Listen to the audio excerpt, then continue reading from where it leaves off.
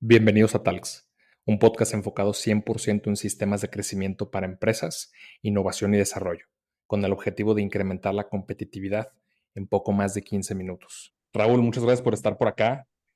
Yo sé que tú eres una eminencia, tienes bastantes años de experiencia, más de 20 en los temas de cultura organizacional, temas de procesos, pero todo enfocado en las personas. ¿Tú cómo evaluarías, que ahora me mencionabas que trabajas mucho en el Caribe mexicano y que platicábamos, ¿no? El tema de la cultura que creemos que está muy desaprovechada por la parte de las empresas. ¿Tú cómo evaluarías qué es la actualidad de la cultura y del clima organizacional en las empresas? Gracias antes de nada, Alberto, por tenerme aquí en tu espacio. Lo sigo y es un orgullo contar con ser invitado tuyo aquí en el espacio, así que felicidades por lo que haces. Pues mira, el tema cultural para mí es muy importante, en el sentido de que estamos abordando transformaciones digitales, estamos abordando transformaciones incluso de trabajo físico, pero no hemos abordado para mí lo más importante, que es la transformación cultural, ¿no? O sea, todo esto hace, y de hecho ahora está pasando en Estados Unidos, hace que el reshoring, otra vez la vuelta al trabajo, por ejemplo, digamos, se esté encima de la mesa por una razón, y es porque la cultura no ha acompañado todo este tipo de movimientos. Entonces, antes de cualquier cosa, tú tienes que asegurarte que la cultura que tú tienes está preparada, la cultura empresarial que tú tienes en ese momento está preparada para los cambios que llegan.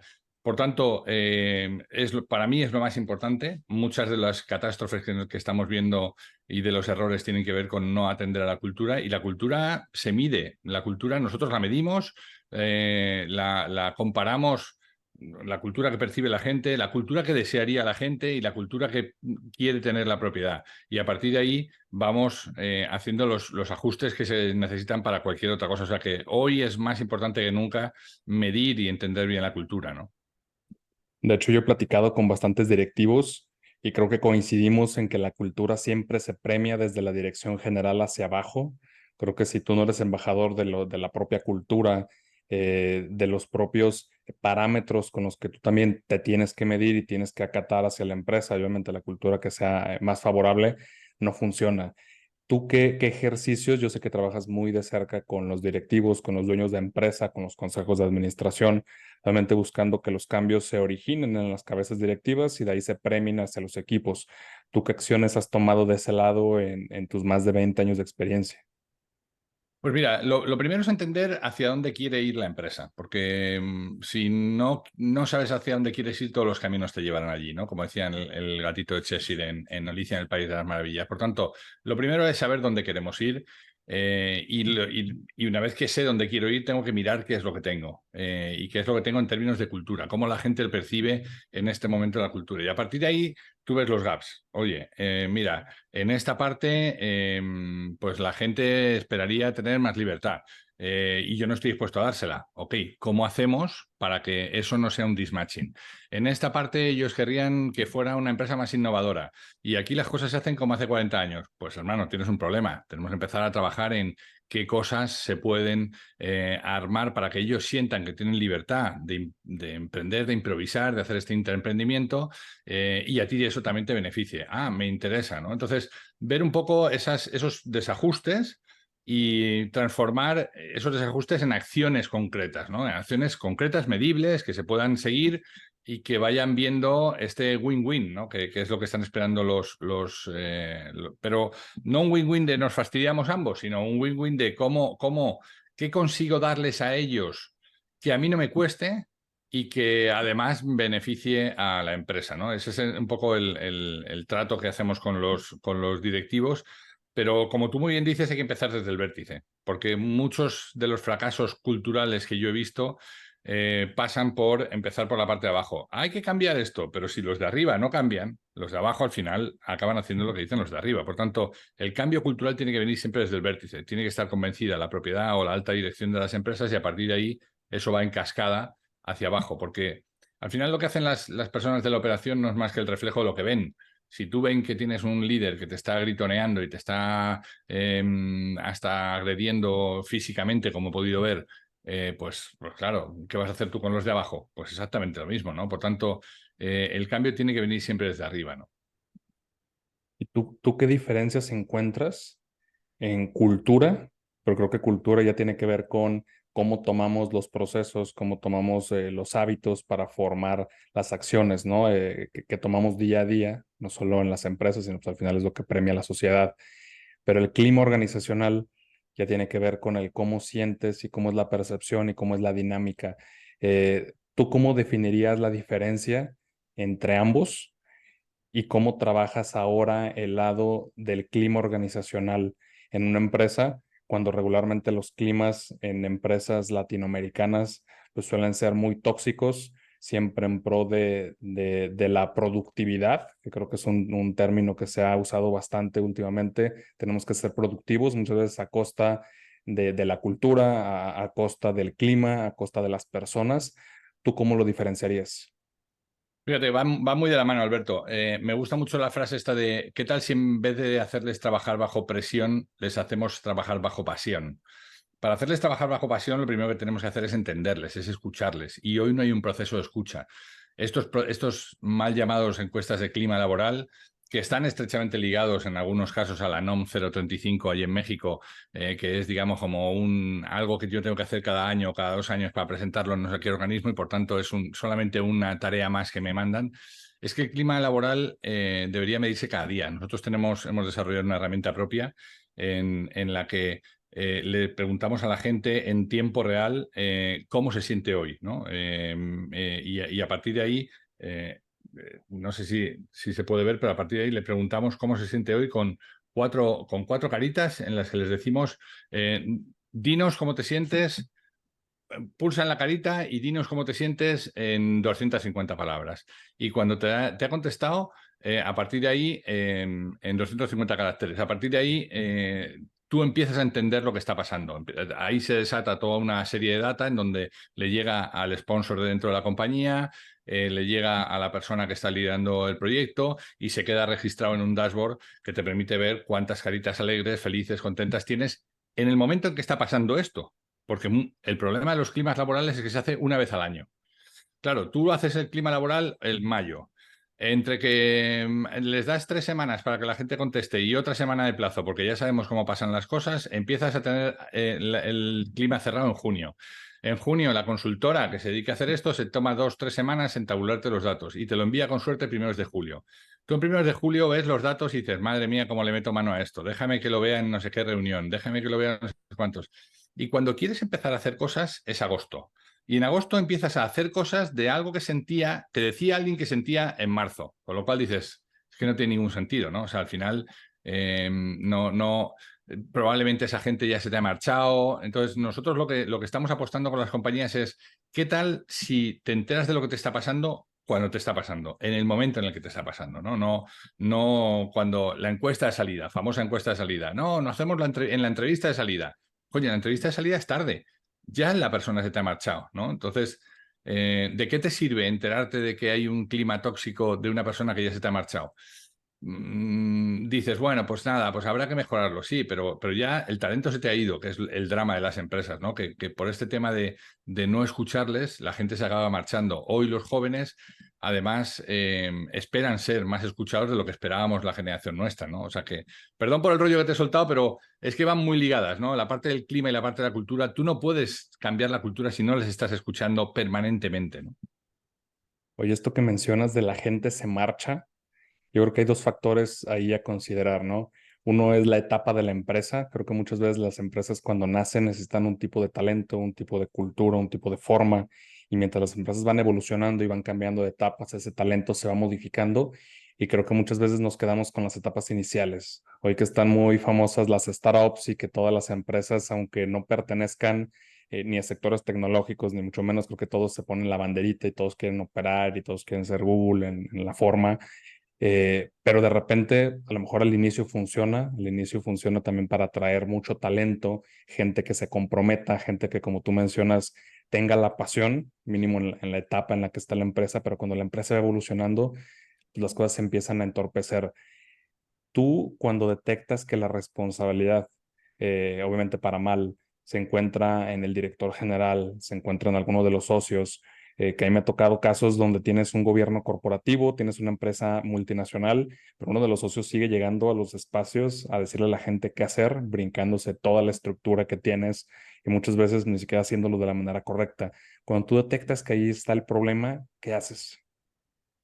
Bueno, es que a ver, como asesor externo, como consultor, mi trabajo es decirles lo que veo, me pagan por decirles lo que veo. Por tanto, mi trabajo es sentarme con esa junta, con ese board, con ese directivo para decirle, mirad, lo que la gente está diciendo es esto y lo que yo he podido ver, cuando, en el caso de que eres consciente y lo ves, es esto otro.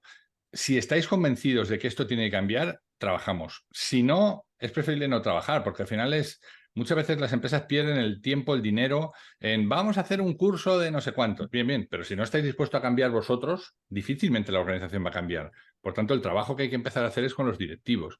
Y el trabajo que hacemos con los directivos no es un trabajo de formación, no es un trabajo de volver al aula, es un trabajo de concienciación, es un trabajo de acompañamiento, es un trabajo de uno a uno. Yo trabajo con muchos directivos en el uno a uno. He tenido la oportunidad de encontrarme en mi camino, afortunadamente, con muchos directivos senior en los que descubres que no tienen sitio, no tienen nadie a quien contarle lo que les está pasando, Alberto. De repente te dicen, cuando toman confianza, te dicen, oye, es que fíjate, me está pasando esto y no puedo contárselo a ningún par, porque no tengo, estoy en el vértice. No se lo puedo contar a los de abajo, porque obviamente los de abajo son parte. No tengo a nadie arriba a quien contárselo, porque no voy a ir al consejo a decirles lo mal que estoy o la poca capacidad que tengo para resolver esto, ¿no? Y por supuesto, los amigos están hasta el gorro de escucharme ya las miserias de mi empresa y mi mujer ya no quiere oír ni hablar de lo que me está pasando. Con lo cual, este acompañamiento que le hacemos convierte en una pieza fundamental a la hora de pelotear ideas. Oye, ¿qué te está ocurriendo? ¿Cómo podrías abordar esto? ¿Qué problemas crees que podrías tener con esta solución? ¿De qué manera podrías anticiparte a que eso pase? ¿Qué otros planes puedes tener en caso de que este te falle? ¿Qué resultados esperarías tener? O sea, a partir de preguntas poderosas vamos obteniendo este convencimiento del directivo de empezar a hacer las cosas de manera distinta, si es que es lo que la organización necesita, ¿no? Por tanto, es un trabajo de mirar a la cara a la persona y decirle, ¿estamos de acuerdo en que tienes que cambiar? Sí, pues si estamos de acuerdo en eso, yo te acompaño para que cambies, ¿no? Creo que esto que mencionas, importantísimo, creo que si la persona no es consciente de que se está equivocando y sobre todo en un rol de liderazgo donde es muy solitario, Muy o sea, solitario. Muy yo me solitario. siento, Muy solitario, Alberto, y rodeado de yes men, ¿eh? De como dicen aquí en Estados Unidos, rodeado de personas que te dicen que sí a todo. Y para un propietario, para un director general, para alguien que está en el vértice, no hay nada peor que te inflen el ego cada día diciéndote lo bueno que eres y lo bien que estás haciendo, porque te nubla, te impide ver el resto, ¿no? Por eso es tan importante sentarte con alguien que te ponga un espejo enfrente y te diga, mira, esto es lo que estoy viendo de ti. Y que digas, wow, esto no me lo había dicho nadie. Y para mí, esa es la mayor satisfacción, ¿eh? Cuando te sientas con alguien y le dices, mira, esto es lo que yo estoy viendo. Y te dice, esto no me lo ha dicho nadie, pero soy consciente de que eso me pasa. Bienvenidos. Solo ese es el primer momento en donde podemos empezar a trabajar. y creo que esta parte de conciencia que mencionas, no sé en cuántas reuniones lo habrás visto con los mandos medios, donde se dan cuenta de las cosas y de los problemas que pasan, pero prefieren seguir siendo condescendientes con la dirección o condescendientes con el consejo, porque es más importante pues cuidar mis intereses, ¿no? Cuidar mi posición en la empresa. Entonces a ellos les dices que sí, aunque del otro lado sepas que las cosas no van bien y no están funcionando. Yo lo atribuyo muchas veces a falta dentro de la cultura de habilidades blandas, ¿sí? De Hmm. empatía para que la persona o el mando intermedio o una persona que sea igual en cuanto a escala organizacional pueda acercarse y también pueda aportar a las personas, incluidos a los directivos, sin que sienta que los pueden atacar, ¿no? En cuanto a la parte de management y de habilidades blandas, ¿tú cuáles consideras que son las vías adecuadas para una persona que no tiene estas habilidades blandas, que muchas veces hasta los propios directivos no las tienen y por eso se desembocan todos los problemas? ¿Qué procesos tú has involucrado para el desarrollo y la mejora de habilidades blandas en las organizaciones? Lo primero es dejar de llamarlas blandas, porque esto es una de las cosas que Bueno, voy a un cursillo, ¿no? Que me han dicho un cursillo de liderazgo, a un cursillo de presentaciones, a un cursillo de comunicación. Y eso ha menospreciado mucho esto que es tan importante, porque al final mucho de lo que está pasando tiene que ver con la forma en que se operan las empresas, ¿no? Las personas generalmente entran en la operación y su trabajo es hacer, y cuando alguien los toca en el hombro y los pone a cargo de un equipo, su trabajo ya no es hacer. Podrían ser muy buenos haciendo lo que estaban haciendo, pero su trabajo es hacer que los otros hagan. Por tanto, entran en juego un montón de habilidades que si no tienes, tienes que desarrollar, como son, por ejemplo, la comunicación, como es el liderazgo moderno y efectivo y ágil, como es la toma de decisiones en incertidumbre, como es la negociación. Hoy ya no puedes imponer como se imponía hace años, hoy tienes que estar negociando todo el tiempo. Entonces, si tú no tienes esas soft skills o esas competencias para dirigir a otros, al final te limitas a hacer lo que hicieron contigo, que fue gritonearte y amenazarte. Y claro, las amenazas en nuestras generaciones todavía funcionaban, las amenazas en los jóvenes te dicen, no me amenaces, que me voy yo. O sea, no hace falta que me digas que es la próxima vez estoy en la calle. Es que estoy en la calle en este momento y se marchan, ¿no? Y este para mí es uno de los dramas, ¿no? Decías antes acerca de las necesidades de formar a estos mandos medios, ¿no? Y yo creo que esa es un poco la clave. Porque cuando ellos se dirigen a los de arriba, ocurre una cosa que es muy, muy latina, muy nuestra, que la gente se muestra duro con los débiles y débil con los duros, ¿no? Duro con los que no tienen, ¿no? Entonces se muestran, ¡ah! Pero yo también los he visto en reuniones en donde cuando llegan al nivel superior, al escalón superior, entonces se convierten en corderitos. Claro que sí, jefe, no se preocupe, claro que sí, nosotros vamos a hacerlo. Y cuando baja el de abajo es pa, pa, pa, pa, pa. Entonces, y eso tiene que ver con la falta de skills, con la falta de capacidades para hacer una cosa que los americanos también llaman, que es manage the manager, ¿sabes? También gestionar el de arriba. Oiga, mire, esto que usted me está diciendo no se puede hacer por A, B y C. Yo le sugiero hacer esto otro que nos va a dar D, E y F. Si a usted le parece bien, esto es lo que paga mi sueldo, ¿no? Y este es un poco el trabajo que hacemos nosotros con los directivos y con los mandos medios, ¿no? A enseñarles todo este tipo de cosas, ¿no? Sí, realmente creo que las áreas de oportunidad y muchas veces esa intersección entre armar una buena estrategia, un buen plan de consultoría, nos está pasado que muchas veces las personas se quejan de, no, es que las consultoras no funcionan, es que la parte estratégica no sirve porque no se implementa. Digo, tiene que haber una estrategia de implementación, pero muchas veces estos mandos medios detienen la implementación y obviamente pues está sesgado hoy el proceso desde lo que pasa hacia arriba contra lo que pasa hacia todas las escalas de la estructura organizacional y ahí se pierde bastante. Fíjate que uno de los puntos que yo considero desde que entran las personas a las empresas y hay una mala cultura, tiene que ver con las labores de comunicación de las empresas. Creo que muchas veces si hablamos de un Microsoft, hablamos de un Google, ya tenemos una previsualización de lo que va a ser la empresa. Entonces llegamos con la mejor actitud, llegamos con una cultura, a lo mejor una cultura propia, que a veces pues, propiamente no podría ser la que nos estamos encontrando ahí. Creo que desde el tema de reclutamiento es donde empieza la cultura de la empresa. Los programas de gamificación y los sistemas de incentivos para las empresas, ¿qué tanto crees que están alineados para la demanda real y para los objetivos y para lo que realmente necesitan las personas que hoy están buscando trabajo? ¿Crees que realmente están alineados los incentivos? Son dos cosas distintas. Todo el tema de la gamificación creo que ha venido para quedarse en una generación que juega y que le gusta tener este reto permanente y que va pasando de pantalla en pantalla y así ha crecido.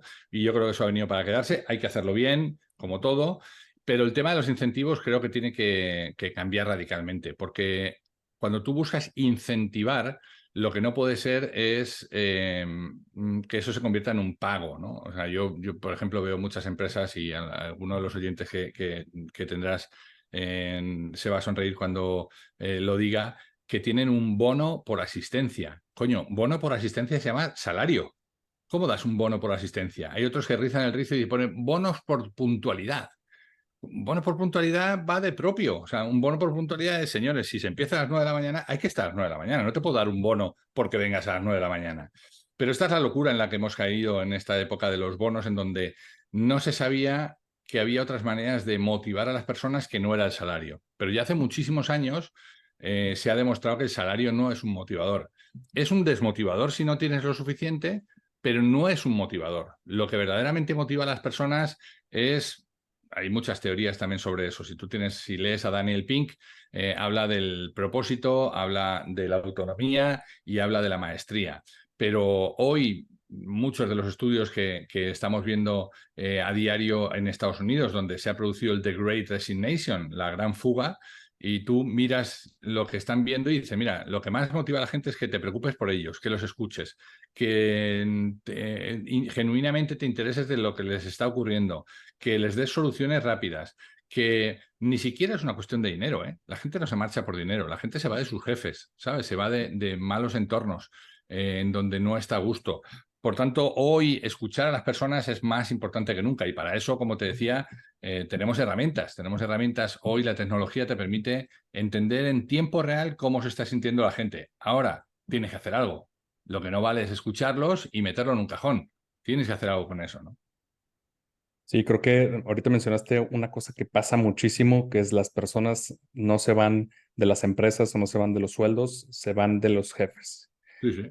Porque al final de cuentas, pues el jefe directo, ya sea si es el director o algún mando medio, pues la persona que está premiando la cultura y es la persona que yo siempre digo, oye, si tú quieres saber cómo está un área, no solo veas los números de productividad del área, ya sea ventas, operaciones, sino tienes que ver la tasa que tienes de rotación del equipo, y obviamente comparada con la tasa real que existe del mercado de esa área, y te vas a dar cuenta si realmente hay un buen o un mal management. Hasta antes de llegar y escuchar y hacer las encuestas, las tasas de rotación te hablan mucho de esto.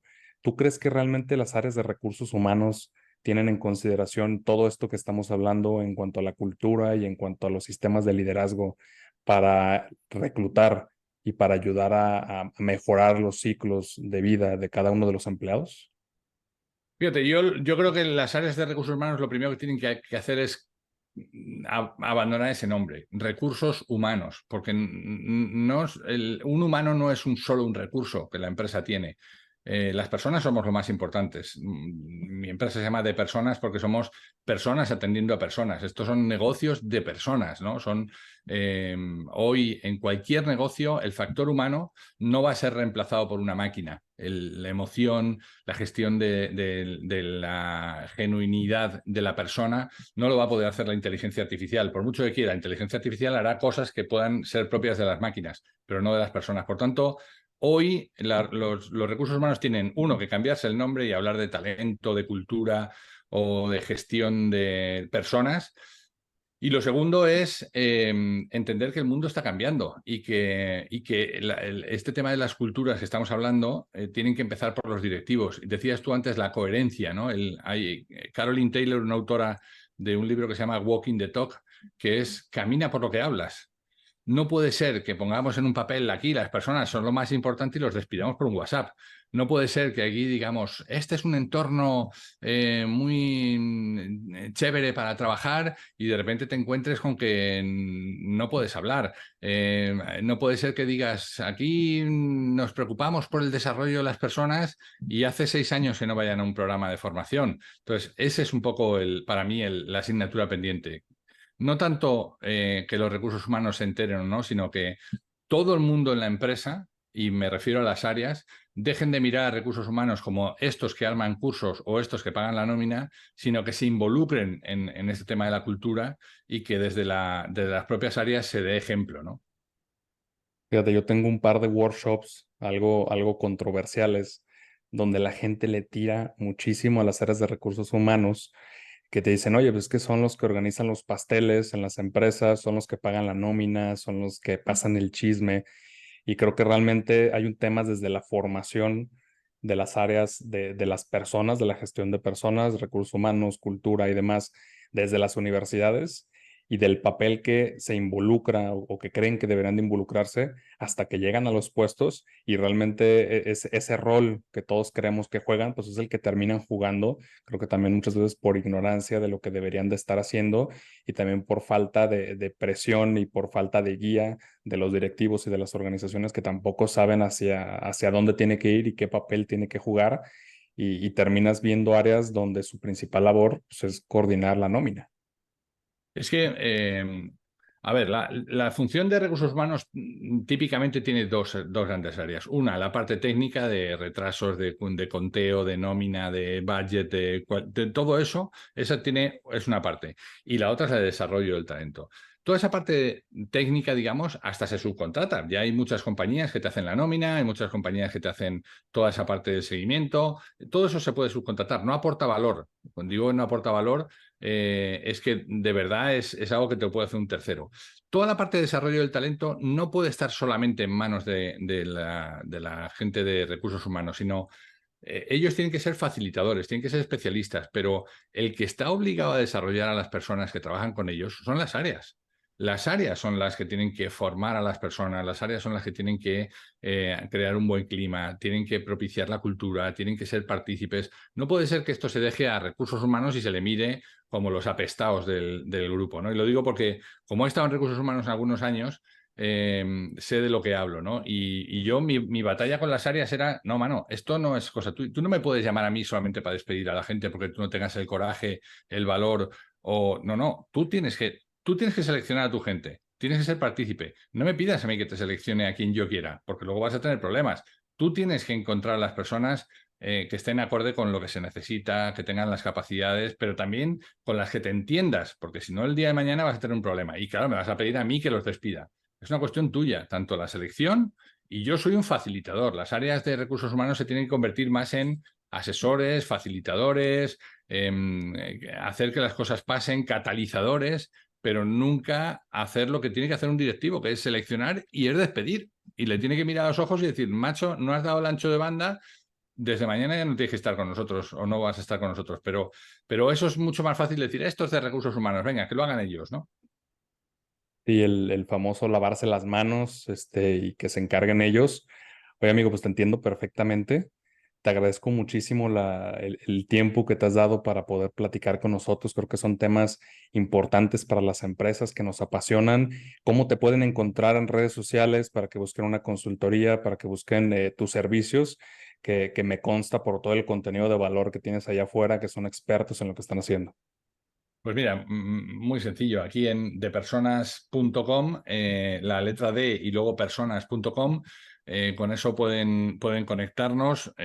Trabajamos en toda la parte del área del Caribe, tanto mexicano como de habla hispana, de las islas. Y la verdad es que hay mucho por hacer y sobre todo mucho por acompañar. Una de las cosas que nosotros hacemos, Alberto, es tratar con mucho respeto a las empresas, en el sentido de, mira, estaban aquí antes de que nosotros llegáramos, no venimos a explicarles el hilo negro, sino venimos a acompañarles, venimos a entrenar a su gente. No me gusta la parte de capacitación porque significa que ellos no son capaces y entonces yo tengo que capacitarlos y no tengo la capacidad para capacitarlos, valga la redundancia. Por tanto, me gusta el concepto de entrenamiento. Son gente muy buena que necesita mejorar su revés liftado, su saque, o su volea, pero ya lo que hacen lo hacen muy bien, ¿no? Y nosotros vamos a ayudarles a entrenar a hacer ese fine tuning, ¿no? Así que encantado de que mantengamos la conversación, Alberto, y para cualquier cosa estamos a la orden. Claro que sí, Raúl, pues te agradezco mucho. Muchas gracias. Nos vemos.